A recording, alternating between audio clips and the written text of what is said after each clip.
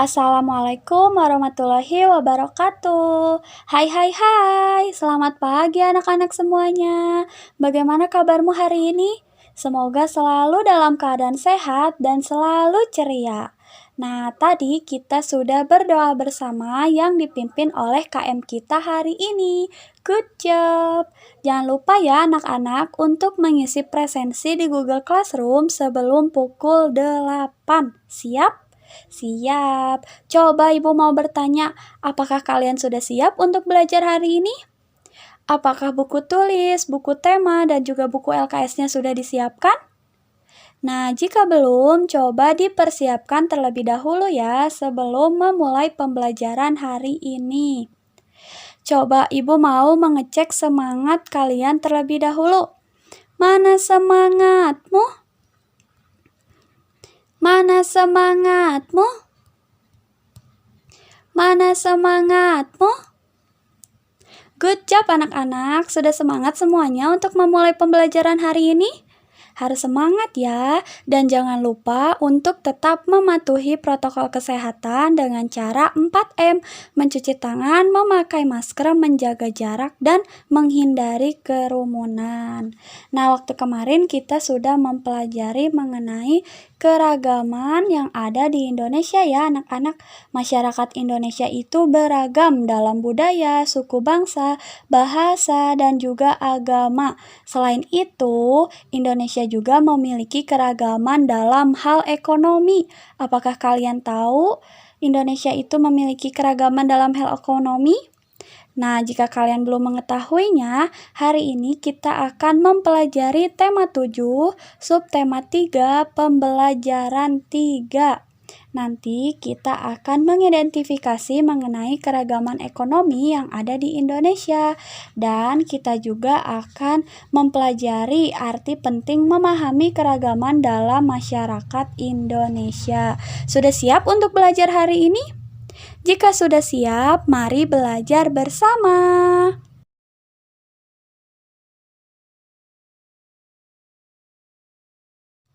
Keragaman ekonomi di Indonesia. Nah, aktivitas ekonomi itu terdiri atas 3 macam ya anak-anak. Yang pertama itu ada produksi, yaitu menghasilkan barang. Yang kedua ada distribusi, menyalurkan barang. Dan yang terakhir ada konsumsi, yaitu menggunakan barang. Nah, aktivitas ekonomi penduduk Indonesia itu disesuaikan dengan kondisi wilayah Indonesia. Sebagai negara kepulauan, wilayah Indonesia meliputi wilayah daratan dan perairan. Wilayah Indonesia juga mengandung potensi alam melimpah, namun belum mampu dimanfaatkan secara optimal bagi kemakmuran rakyatnya. Sebagai generasi penerus bangsa, kita hendaknya ikut berperan aktif dalam memanfaatkan potensi alam secara bijak. Jadi, kita harus bisa berperan aktif dalam memanfaatkan potensi alam secara bijak ya anak-anak. Nah, apa saja sih jenis aktivitas ekonomi yang dilakukan oleh masyarakat kita? Bergerak di bidang apa sajakah aktivitas ekonomi masyarakat Indonesia? Nah, jika kalian belum mengetahuinya, simak penjelasan berikut yuk. Yang pertama itu ada aktivitas ekonomi di bidang pertanian. Wilayah Indonesia berada di antara 6 derajat lintang utara sampai 11 derajat lintang selatan. Posisi ini yang menyebabkan wilayah Indonesia beriklim tropis. Wilayah Indonesia mendapatkan banyak sinar matahari dan curah hujan sepanjang tahun. Kondisi ini sangat mendukung aktivitas pertanian. Aktivitas pertanian juga didukung tingkat kesuburan tanah yang tinggi karena pengaruh banyaknya gunung api. Banyak penduduk Indonesia melakukan aktivitas pertanian. Dengan mencermati kondisi geografis Indonesia, aktivitas pertanian dibedakan menjadi pertanian lahan basah dan pertanian lahan kering. Tapi sebelumnya, apakah kalian tahu pertanian itu apa? Nah, pertanian itu adalah usaha yang menghasilkan bahan pangan. Jadi, pertanian itu adalah usaha yang menghasilkan bahan pangan. Di antaranya itu ada padi, jagung, kacang, kedelai, sagu, umbi-umbian, buah-buahan, dan sayur-sayuran. Nah, semua bahan yang sudah disebutkan tadi itu adalah usaha dari bidang pertanian anak-anak. Orang yang bekerja dalam bidang pertanian itu disebut dengan petani. Dapat dipahami ya?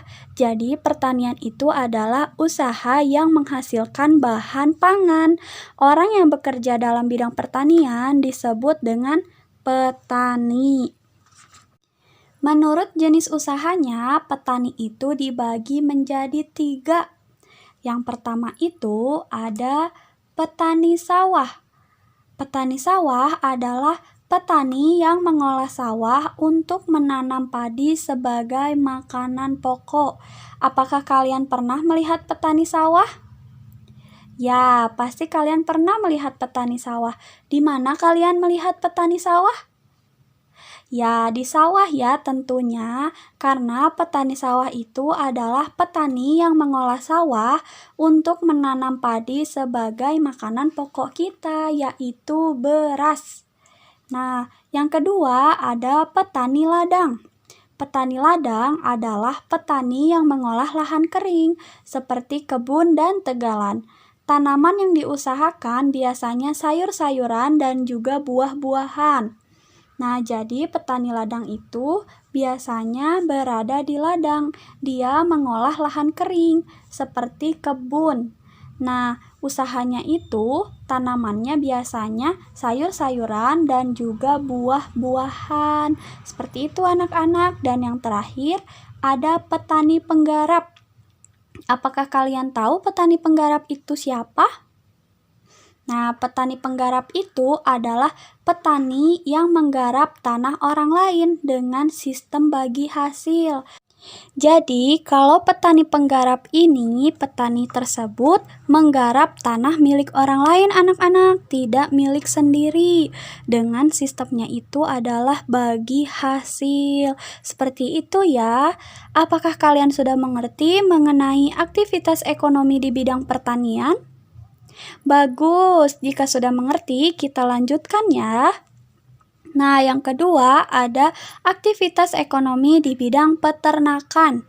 Di Indonesia, banyak aktivitas peternakan dikelola masyarakat atau badan usaha. Aktivitas tersebut berupa peternakan unggas, peternakan hewan kecil, dan peternakan hewan besar. Beragamnya aktivitas ini menyediakan hasil ternak yang melimpah. Selanjutnya, hasil ternak dapat dikonsumsi oleh masyarakat. Sebelumnya, Ibu mau bertanya, apakah kalian tahu peternakan itu apa? Nah, peternakan adalah kegiatan dengan cara memelihara hewan dan mengambil hasilnya dengan cara dijual ke konsumen. Peternak adalah orang yang pekerjaannya memelihara hewan. Jadi, kalau misalnya peternakan itu adalah kegiatan dengan cara memelihara hewan, hewannya kita pelihara sendiri anak-anak, dan nanti hasilnya kita bisa jual kepada konsumen atau pembeli. Nah, peternak itu adalah orang yang pekerjaannya memelihara hewan. Dapat dipahami ya anak-anak? Nah, menurut jenis usahanya, peternakan itu dibagi menjadi 3. Yang pertama, ada peternakan unggas. Nah, kalian bisa lihat ya di gambar, itu ada peternakan unggas. Apakah kalian tahu unggas itu apa saja? Coba sebutkan contoh dari unggas selain ayam. Ya, betul ya. Peternakan unggas itu bisa meliputi ayam, itik, burung, angsa, dan juga bebek. Seperti itu ya anak-anak. Sekarang kita lanjutkan, ada peternakan hewan kecil. Nah, itu ada gambar apa anak-anak? Ya, betul ya, itu gambar kambing. Coba sebutkan hewan kecil yang bisa diternak selain kambing. Ada apa saja? Hebat, kalian betul. Jadi kalau peternakan hewan kecil itu bisa meliputi kelinci, kambing, dan juga domba. Lalu kita lihat gambar selanjutnya. Ada peternakan hewan besar. Wah, itu sapinya besar sekali ya anak-anak. Nah, kalau peternakan hewan besar selain sapi, coba apa saja? Betul ya, kalau peternakan hewan besar itu bisa meliputi sapi, kerbau, dan juga kuda. Nah, itu merupakan aktivitas ekonomi di bidang peternakan. Apakah kalian sudah mengerti? Ya, jika sudah mengerti, kita lanjutkan anak-anak. Yang ketiga itu ada aktivitas ekonomi di bidang perikanan. Nah, sekitar 2/3 luas wilayah Indonesia berupa perairan. Fakta inilah yang menjadikan Indonesia dikenal dengan sebutan negara maritim. Luasnya wilayah perairan menyimpan potensi kekayaan alam melimpah. Potensi ini dimanfaatkan masyarakat untuk mengembangkan aktivitas perikanan. Aktivitas perikanan dilakukan secara tradisional. Kondisi ini menyebabkan produksi hasil perikanan di Indonesia belum optimal. Nah, sebelumnya Ibu mau bertanya, apakah kalian tahu perikanan itu apa? Ya, perikanan adalah semua kegiatan yang berhubungan dengan pengelolaan dan pemanfaatan sumber daya ikan dan lingkungannya, mulai dari praproduksi, produksi, pengolahan, sampai dengan pemasaran yang dilaksanakan dalam suatu sistem bisnis perikanan. Nah, jadi perikanan itu adalah semua kegiatan yang berhubungan dengan pengelolaan dan pemanfaatan sumber daya ikan ya anak-anak, mulai dari tahap praproduksi, produksi, lalu pengolahan, sampai dengan pemasaran. Perikanan itu dapat dikelompokkan menjadi 3. Yang pertama ada penangkapan ikan. Nah, biasanya kalau penangkapan ikan itu dilakukan di mana anak-anak? Ya, betul ya, dilakukan di laut.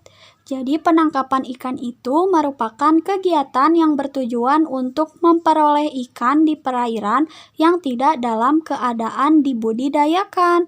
Usaha perikanan yang bekerja di bidang penangkapan ikan ini biasanya dilakukan oleh nelayan laut. Jadi penangkapan ikan itu biasanya dilakukan oleh nelayan laut anak-anak. Lalu yang kedua ada pembudidayaan ikan. Nah, kalau misalnya yang kedua ini ikannya dibudidayakan, tidak boleh ditangkap.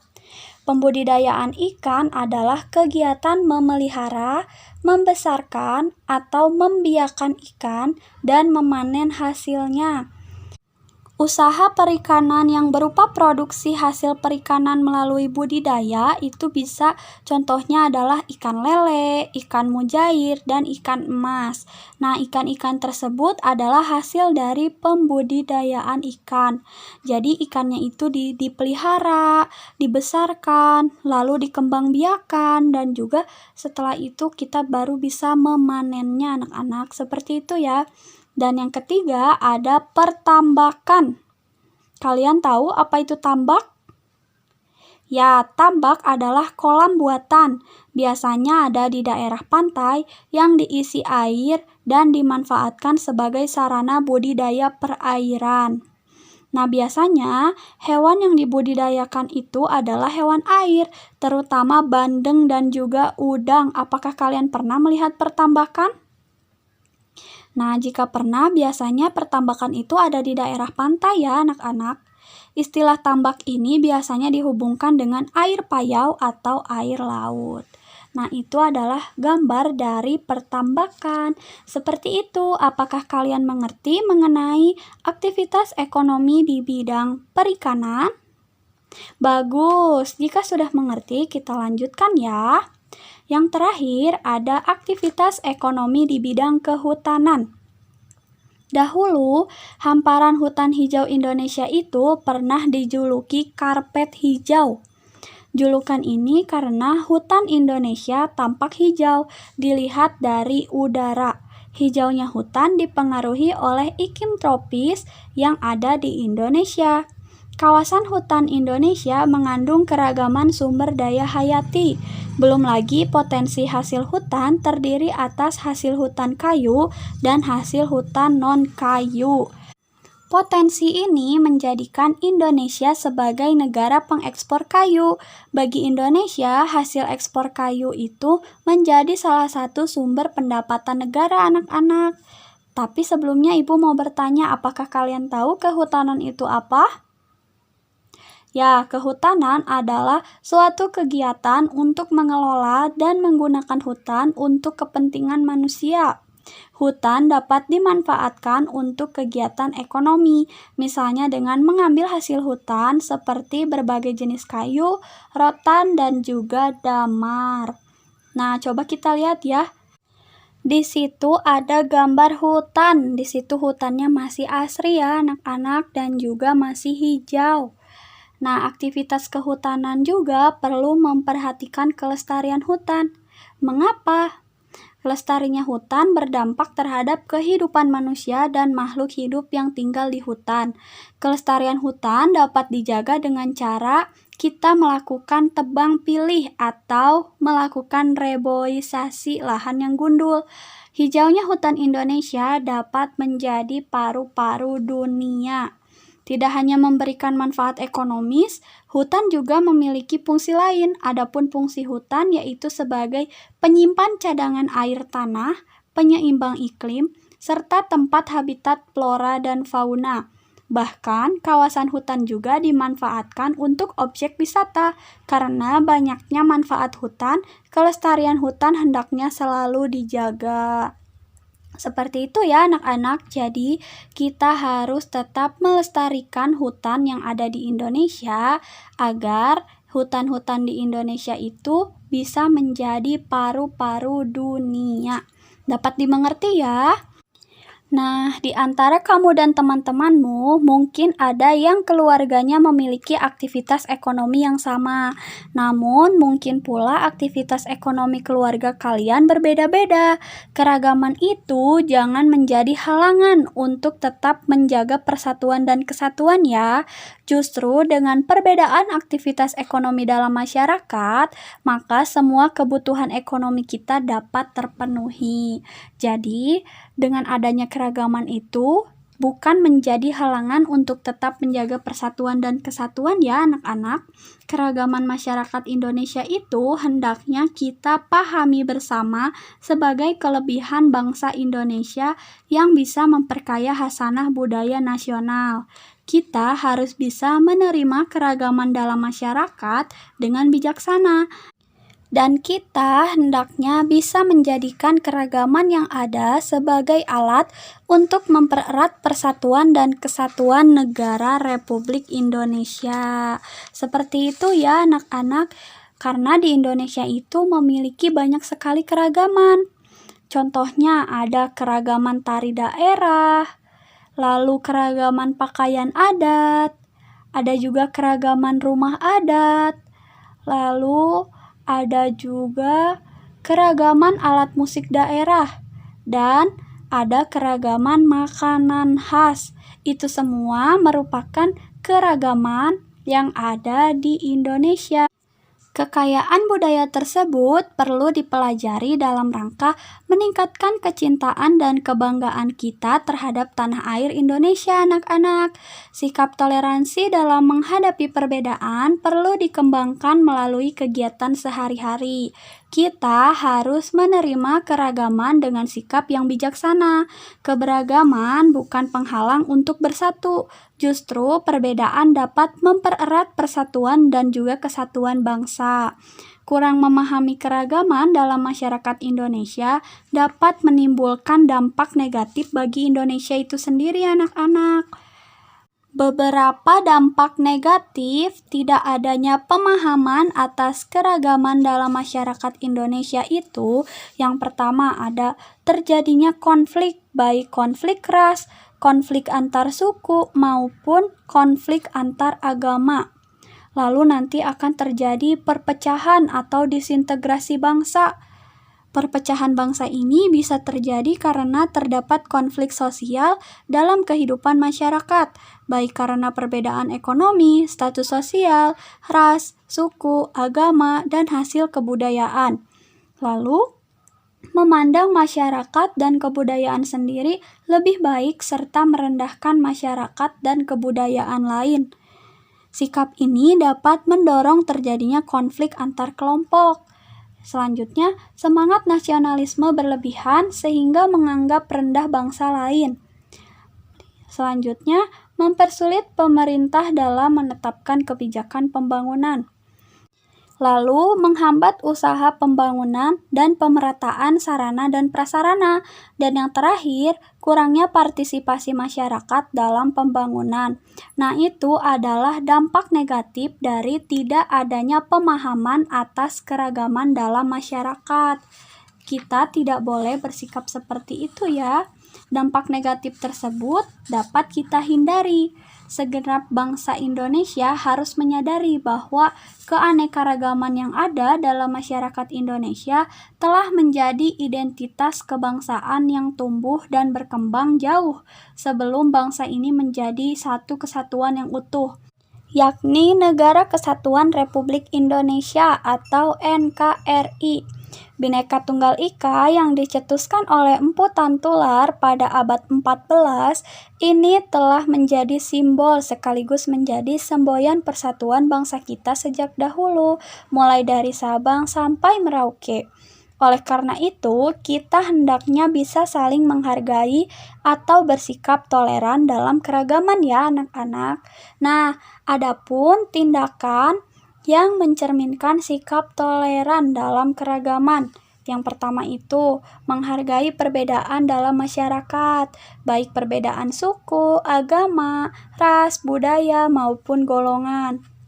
Yang kedua, hidup berdampingan secara damai dengan orang lain, meskipun berbeda suku, agama, ras, budaya, maupun golongan.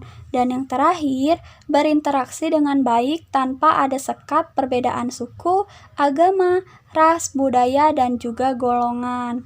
Selain itu, sikap saling menghargai dan toleransi dapat kita tunjukkan dengan menghindari tindakan-tindakan yang bisa memecah belah persatuan dan kesatuan negara Republik Indonesia, anak-anak.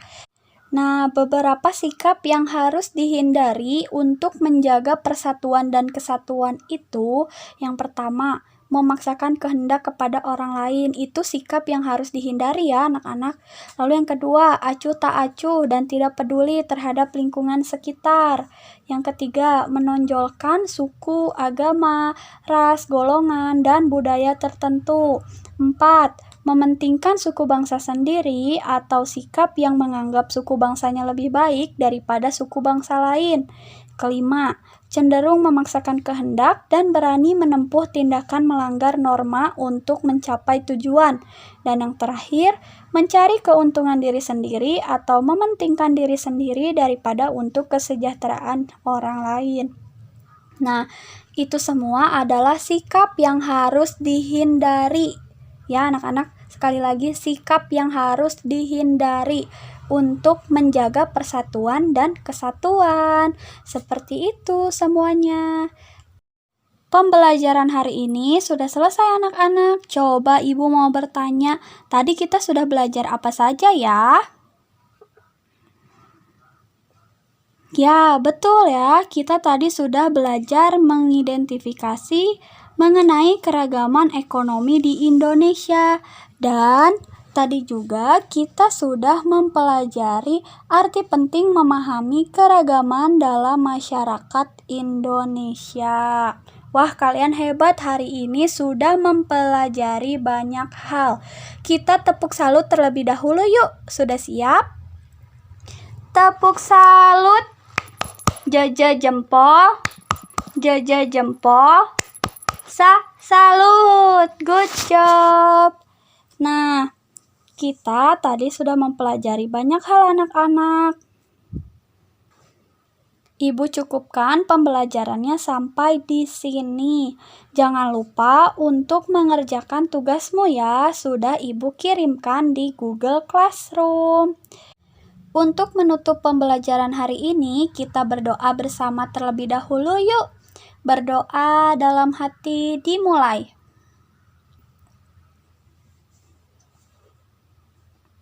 Berdoa dapat diakhiri. Anak-anak kalian hebat, hari ini sudah mempelajari banyak hal. Ibu salut dan bangga kepada kalian.